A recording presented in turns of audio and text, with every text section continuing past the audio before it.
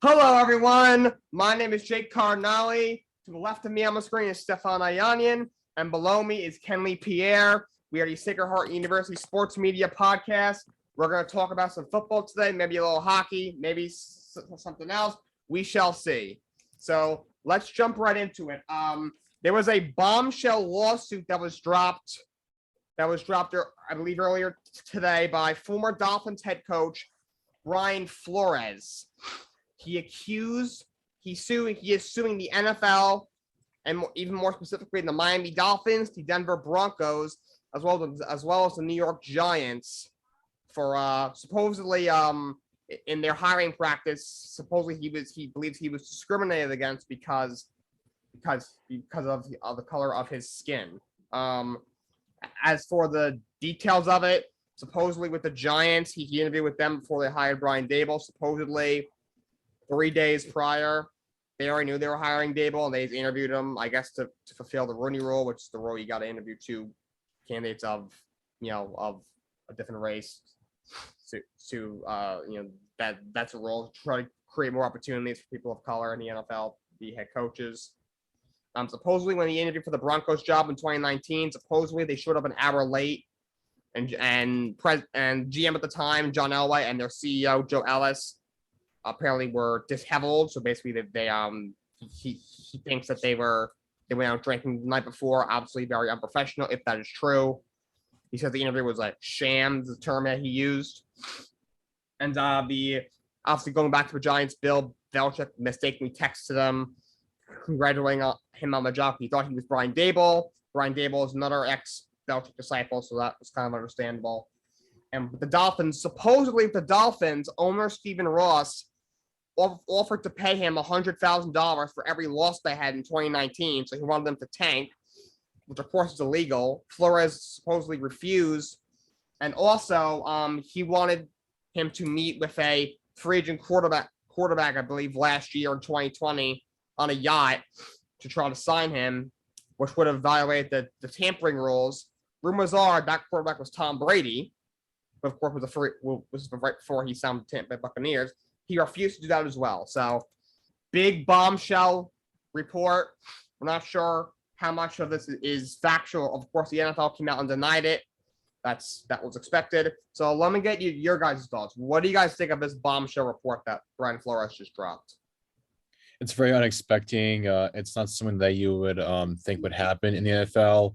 A coach getting paid a lot of money to lose a game, and especially from the Dolphins, because for Dolphins, they've been a losing franchise for quite some time. So I don't understand why. I don't understand the purpose of losing money when you would lose a game. It completely destroys the integrity of the game of football itself, where you're paying someone to lose. So in essence, you're paying someone to not really care about the heart of the game and to not even try.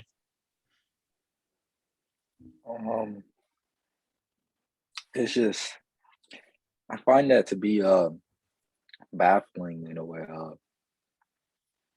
The owner Stephen Ross, for him to basically asking his own coach, to rig these games, to lose on purpose just for they can have another pick.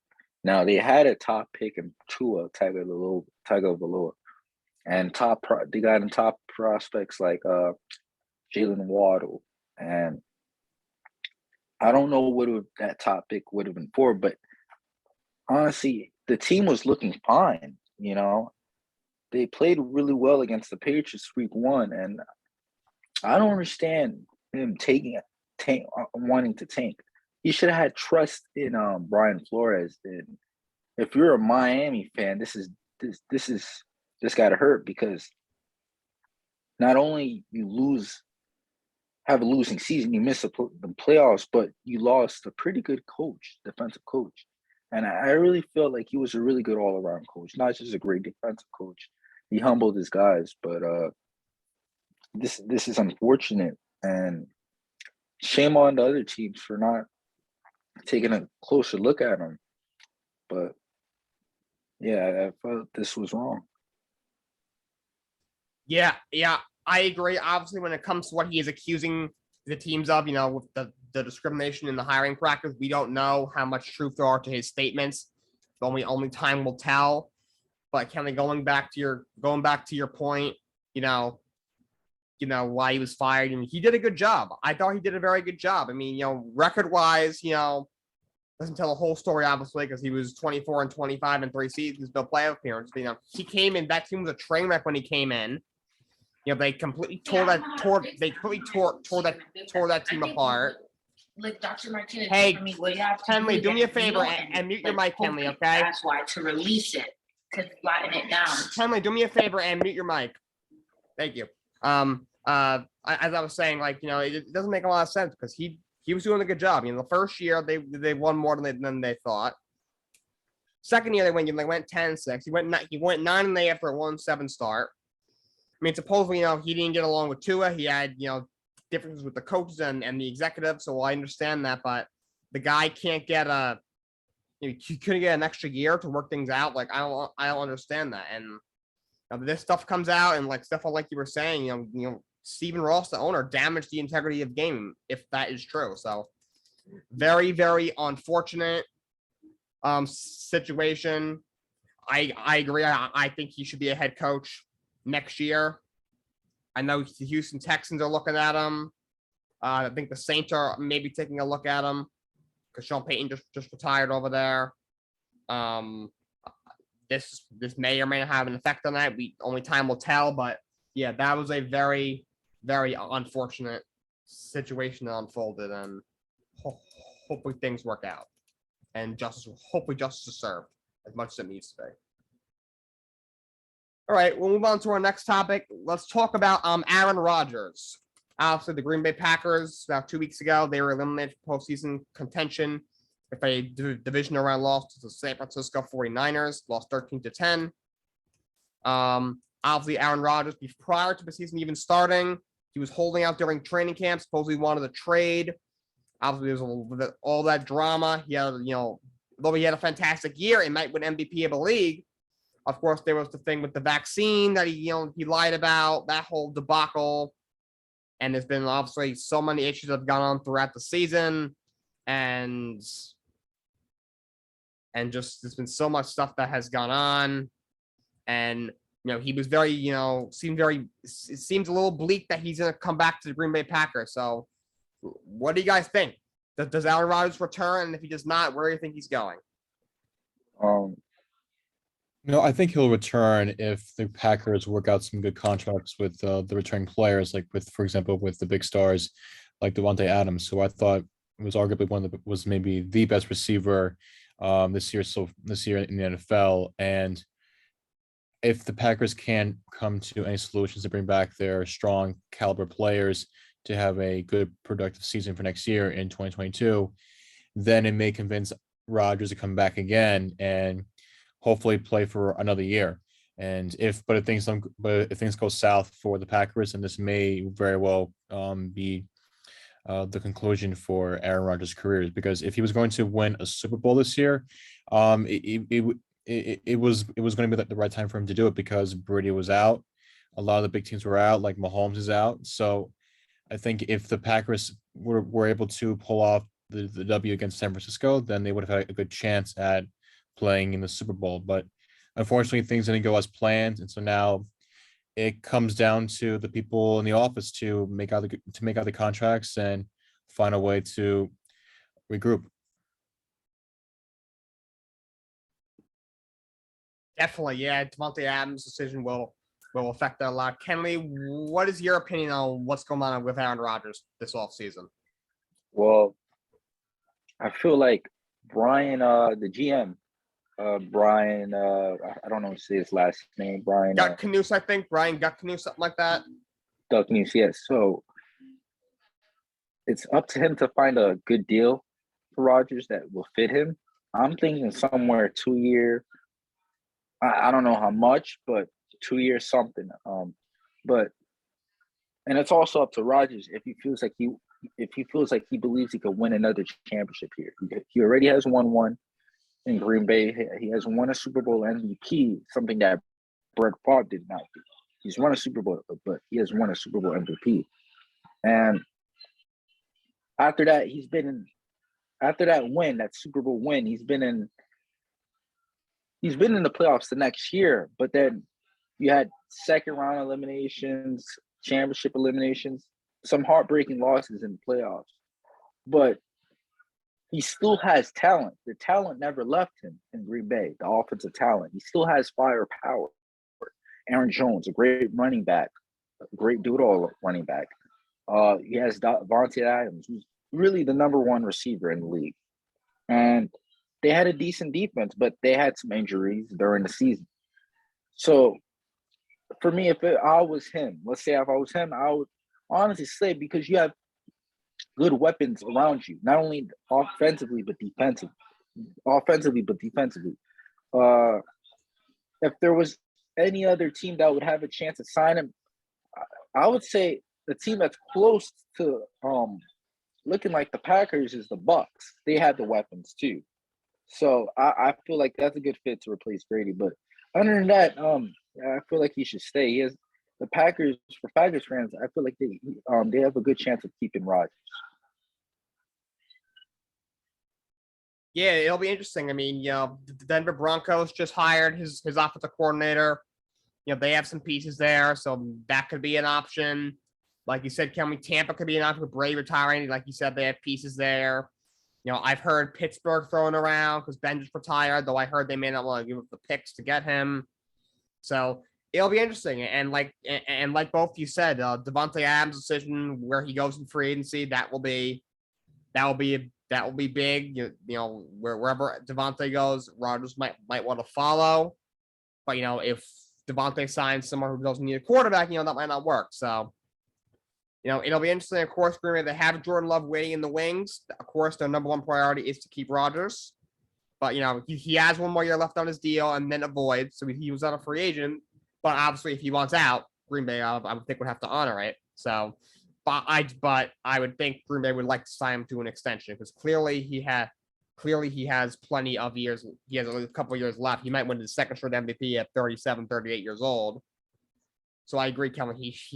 I could see him looking for a 2 or 3 year extension, and the Packers, I would think, would be on board with that. I mean, we've seen a lot of these quarterbacks play into their 40s, like Aaron Rodgers. I mean, he'll be 38 starting next year. So it'll be interesting. If Devontae stays, you could argue he probably say if Devontae goes, he might go. So it'll be a very interesting. They got a lot of other key free agents as well. Devontae Campbell, the linebacker, the free agent. So we shall see where that goes. All right. Now let's talk about going back to NFL head coaches. There's a bunch of openings in this cycle. We've had a few that have been filled so far. We just discussed the Denver Broncos who fired Vic Fangio. They hired, like we said, Nathaniel Hackett, the Packers offensive coordinator. The Raiders decided not to bring back the interim coach, Rick Versace. They hired Patriots offensive coordinator Josh McDaniels. Giants moved on from Joe Judge. They brought in Bills offensive coordinator Brian Daboll. And the Chicago Bears, who fired Matt Nagy, they brought in Colts defensive coordinator Matt Eberflus. So, what do you guys think about those hirings? Well, I think all the coaches that were hired are qualified to be in position as any person that has ever been in the NFL for a while as to be a prominent assistant coach position, whether it be offense, defense. If they ever contributed to a franchise's success, then I guess they are qualified to take on any head coaching position that is available for them to apply for. But in the end, it all comes down to how the players perform in the games, how they execute their plays. And it's not just about having fun in football. Whether you win or lose, it's all about you always have fun playing football, but in the end, it's all about winning games. Unfortunately, I mean, and that comes with the business of football. And especially in these towns with New York, Buffalo, these are crazy sports cities, and especially I dare I say Buffalo is even more passionate and more crazier than New York City because football is all they have in Buffalo. Hockey, they're not finding any luck with the Sabres right now at this point. So the Bills are their only reliable sports source that keeps the city alive. So if any of those spots get taken up, it's up to the coach's job to fulfill that excitement, that joy, that passion, and we'll see where it goes from there. So the hiring seemed noble to go through, but in the end, it all comes down to how the players execute the plays and if they can win games. It's all about it'll be about winning games the whole time.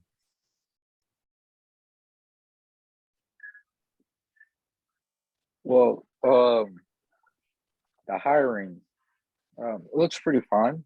I'm especially interested in the New York Giants hiring Brian Dable. He's a pretty good offensive coach. We saw what he has done with Josh Allen and the Buffalo Bills, right? And we know that the league, the NBA is a players' league, the NFL is a GM's league, and the MLB is an owners' league. So what you see is that with these signings and stuff like that, it's all about winning. It's what I agree with Stephen is, well, it's all about winning with the organizations, and you gotta put the right pieces together. And I feel like the New York Giants did that because the only team right now in New York that's really cooking is Buffalo Bills, as we know. And it was a great hiring because after they saw what he did with Josh Allen, stepping his game up, doing what he did, especially what he did in this playoffs, it was a great hiring. And I don't know what's their QB situation like, but at the end of the day, they did it. The organization is trying to piece things together, from the coach to the front office. It's all about winning with those guys, and it's all about having a good foundation. And it starts with the coach. To me, it starts with a good coach, and hopefully with the players, they find something. I don't know if the QB Daniel Jones is going to be around that long, but I'm hoping that they find a way, fix their QB situation, find a way to fix their QB situation. But I wouldn't say the future is bright just yet. But at the same time, it's a good start. And same for the Denver Broncos, a good start hiring the offensive coordinator for the Packers. You see what he's done with Rodgers and Devontae Adams doing what he did for the Packers offense. Good start there. Especially with the front office, having trusted him. It's a good start there, but with all these hirings, I feel like it's good. It was pretty decent.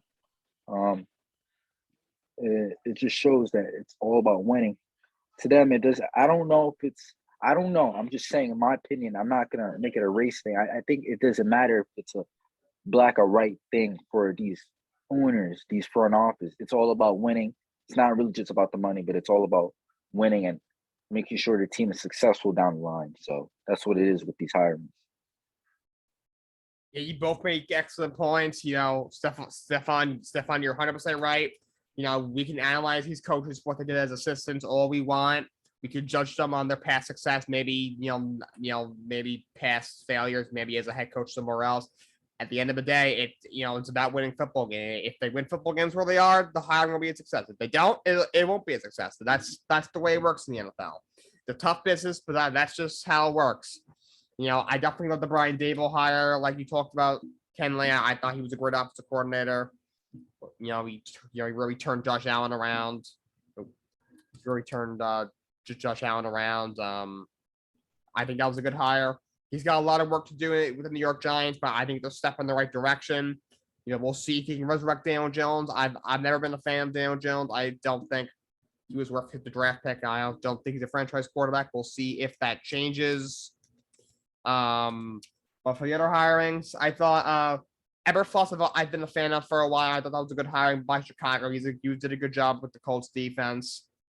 With the Nathaniel Hackett, I liked. I'm sure he learned a lot from Matt LaFleur. So I thought that was a good hiring.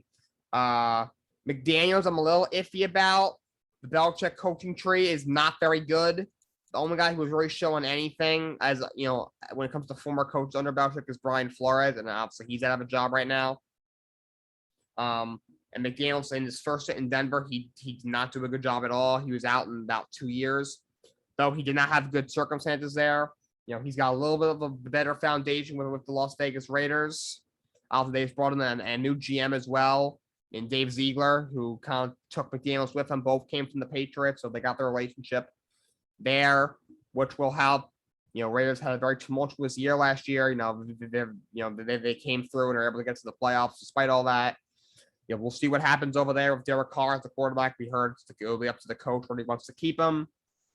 Obviously, we still got 4 or 5 openings still to be filled. We'll see where that goes. And for the coaches that will be hired, that have been hired, we'll see how they do. Only time will tell. All right. Last thing I want to touch on is next Sunday, of course, February 13th, is Super Bowl 56. Super Bowl, probably the biggest sporting event there is out there. So I want to get your guys' thoughts on the Super Bowl. Who you think is going to win, and if you want to pick your score, you can go ahead and do that too. I think it'll be the Rams coming out on top by a score of 21-17. That's my estimation. But I will give credit to the Bengals for coming this far in the season. And if you look at how they performed in the regular season, you would think they have a chance to get to the wild card for the playoffs. But getting to the Super Bowl, I never would have thought would come to mind, especially how they had a fresh quarterback, Joe Burrow. He comes out of LSU. He was a fresh national champion for the Tigers, and now he gets to play for a Super Bowl early in his career right out of college. Same thing. It's the same thing that happened with Mahomes. Fresh out of college, early in his career, and he competes for the Super Bowl. So I think we may see an upset for the Bengals, but it looks like all the strength, all the speed, and the agility would be on the Rams, because they have the best. They have the best defensive wide receiver, Jalen Ramsey, the best defensive lineman, Josh Donaldson. I'm sorry, Aaron Donaldson. Excuse me, and Stafford. I think Matthew Stafford. He's having, I think, maybe arguably the best season of his career, because he wasn't playing for a good franchise with the Lions. He wasn't getting anywhere near further in the playoffs, despite the fact that he had good Pro Bowlers with him on the team and Ndamukong Suh and Calvin Johnson, but they weren't able to go further in the playoffs when they got a chance to. But he's playing the way that he feels that he should have been playing throughout his whole career. And he is debunking all the criticism, all the haters that thought him and the Goff trade was a terrible trade, and that he was going to be a waste of talent for the Rams. And if he pulls this one off against the Rams, I think he will get a tremendous amount of credit and will not be underrated for as long as he will play.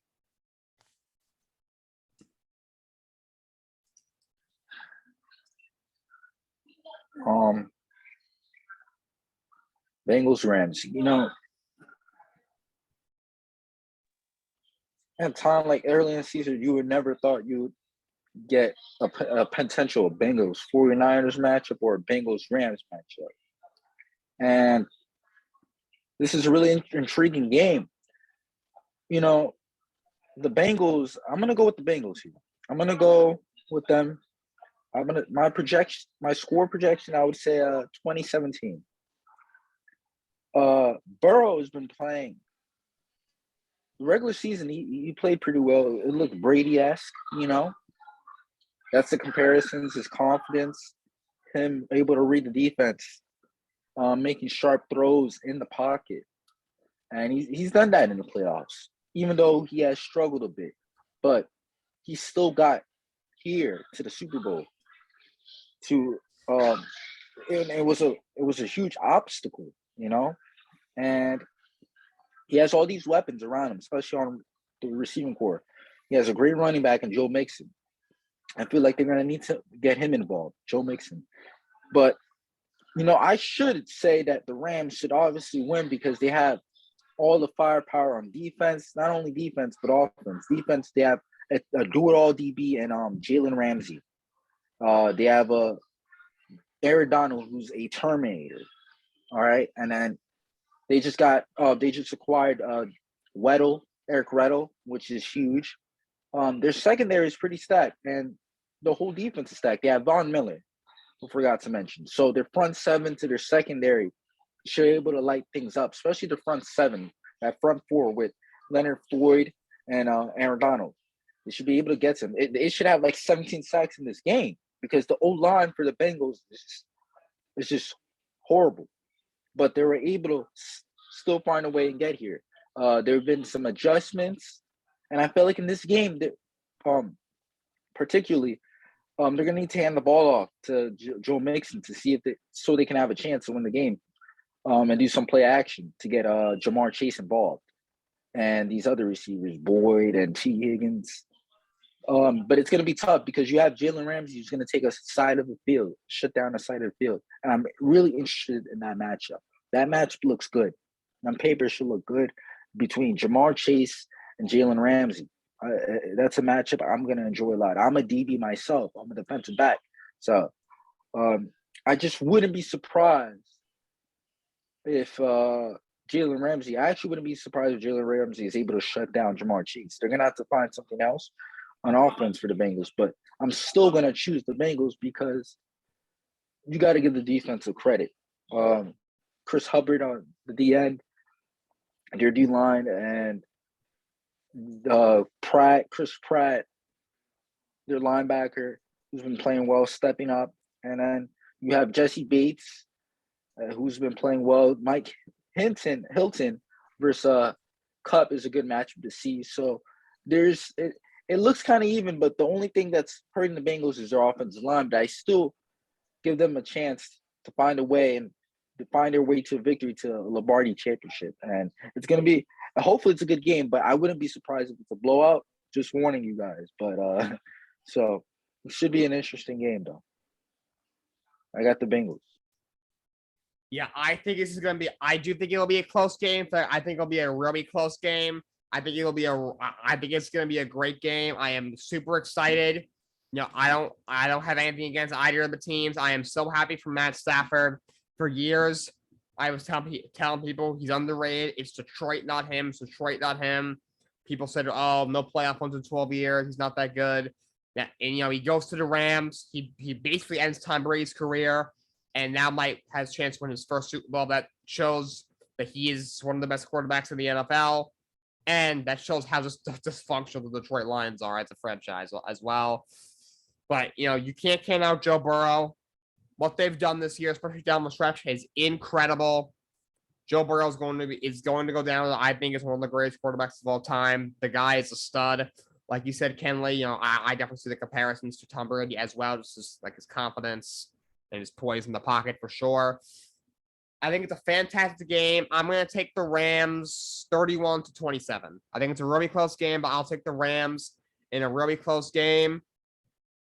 A lot of stars on both sides, you know. Both sides of the ball.